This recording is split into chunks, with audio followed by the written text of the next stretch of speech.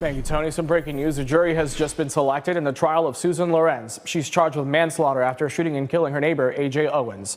This happened in June of last year and made national headlines. Owens was shot while standing right outside of Lorenz's home, and now the case is ready to go to trial. WESH 2's Stuart Moore covered the shooting when it happened, and he's joining us live outside of the courthouse tonight. So, Stu, what can you tell us about this jury? Michelle, I just left the courtroom a short while ago. They are still looking to get at least one more alternate at this time. So they are going back and forth with 4 potential other alternates. But they have found the jury, at least at this point. They've not officially been sworn in. But here's what we know about that jury right now. It's all 6 of the jurors are white people. 4 of them, the first one I should say, is married to a guy who works for DCF, no adult kids. She is on the jury. Another person is a high school attendance clerk. She also is married. Another one is a clinical assistant.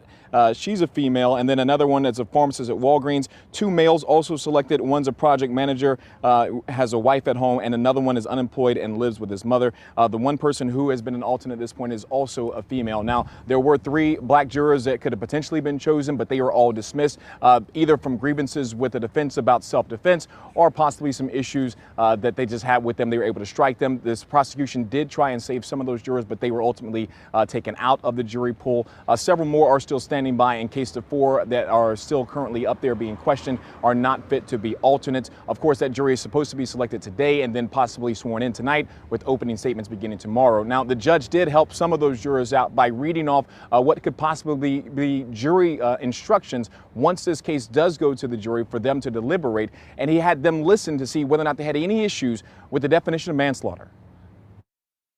In deciding whether Susan Lorenz was justified in the use of deadly force, you must consider the circumstances at the time the force was used. The danger need not have been actual. However, to justify the use of deadly force, the appearance of imminent danger must have been so real that the defendant actually believed the use of deadly force was necessary. Moreover, to justify the use of deadly force, a reasonably cautious and prudent person under the same circumstances would have believed the use of deadly force was necessary.